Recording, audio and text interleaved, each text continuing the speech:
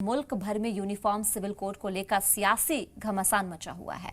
वही uniform civil code के खिलाफ all India Muslim personal law board की यहां मुहिम तेज हो गई है। मुस्लिम पर्सनल लॉ बोर्ड के एक वक्त ने आज कांग्रेस चीफ मल्लिकार्जुन खड़गे से मुलाकात की और यूसीसी पर पार्टी का रुख साफ करने की अपील की है, जिस पर लॉ बोर्ड को कांग्रेस की हिमायत मिल गई है। साथ ही शरद पवार और उद्धव ठाकरे से भी भरोसा मिल गया है। दरअसल मुस्लिम पर्सनल लॉ बोर्ड की मल्लिकार्जुन खड़गे और शरद पवार जबकि उद्धव ठाकरे से बातचीत हुई है, तो कहीं ना कहीं एक उम्मीदें जो है वो मिलती हुई जरूर नजर आ रही है, क्योंकि ऑपोजिशन जो है वो अब साथ दिखता हुआ नजर आ रहा है।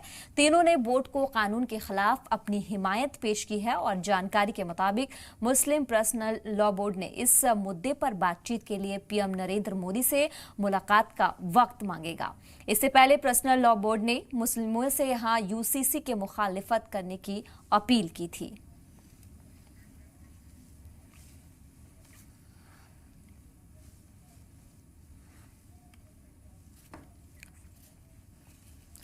और इसी पे बातचीत के लिए हमारे साथ मुस्लिम पर्सनल लॉ बोर्ड के स्पोक पर्सन हमारे साथ जुड़ चुके हैं। सैयद कासिम रसूल हमारे साथ जुड़ चुके हैं। बहुत बहुत इस्तकबाल है सर आपका जी सलाम पे।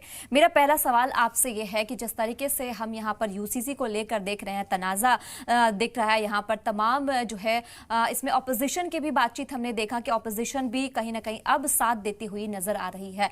कांग्रेस पार्टी यहाँ पर साथ देती हुई नजर आ रही है, मल्लिकार्जुन साथ नजर आ रहे हैं, उद्धव ठाकरे अब साथ देते हुए नजर आ रहा है। आपके नजरिए से अगर देखें तो अब ऑपोजिशन जिस तरीके से साथ नजर आ रही है, आप कैसे देखते हैं इसे? देखिए, असल में हमारी कोशिश ये है कि यूसीसी पर जितने रिलीजियस ग्रुप्स हैं, जितने कल्चरल ग्रुप्स हैं, उन सब को अपना स्टैंड को क्लियर करना चाहिए और हम सबसे मुलाकात करने जा रहे हैं। यूसीसी सिर्फ मुसलमानों को प्रभावित नहीं करेगा, यूसीसी हिंदुओं को भी प्रभावित करेगा, यूसीसी सिखों को भी प्रभावित करेगा, यूसीसी ईसाइयों को भी प्रभावित करेगा। तो इसलिए यूसीसी के सिलसिले में जो इस तरह का एक माहौल बनाने की कोशिश की जा रही है कि सिर्फ मुसलमानों को अफेक्ट होगा, हम समझते हैं कि ये बात सही नहीं है। तमाम ही समुदायों को ये अफेक्ट करेगा। नंबर 1, जी, हमने इस सिलसिले में ये महसूस किया है कि जो सियासी पार्टियां हैं, चूँकि ज़ाहिर है कि अगर ये अल्टीमेटली पार्लियामेंट में आता है तो वहाँ उनको कोई ना कोई स्टैंड लेना है।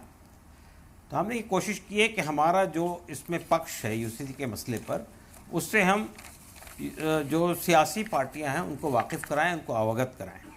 चुनांचे हमने ये सिलसिला शुरू किया है। हमारी मुलाकात शरद पवार जी से हुई है, हमारी मुलाकात अखिलेश यादव जी से हुई है, हमारी मुलाकात जो है उद्धव ठाकरे जी से हुई है, हमारी मुलाकात जो है नाना पटोले साहब जो कांग्रेस के महाराष्ट्र के सदर हैं उनसे हुई है, और कल हमारी मुलाकात खड़गे साहब से हुई है। तो जाहिर है कि इन मुलाकातों में हम ये बताने की कोशिश कर रहे हैं कि यूसीसी के बारे में जो ये बात कही जा रही है कि यूसीसी बुनियादी तौर पे एक घर के लिए, एक फैमिली के लिए, एक मुल्क के लिए एक कानून होना चाहिए, ये बात खिलाफ वाक़या है। ये बात जो है सही अंदाज में नहीं कही जा रही है, इसलिए कि हमारा जो आईपीसी का कानून है, हमारा जो सीआरपीसी का कानून है, वो स्टेट टू स्टेट डिफ़र करता है। यानी मुल्क के कानून में भी यूनिफॉर्मिटी नहीं है।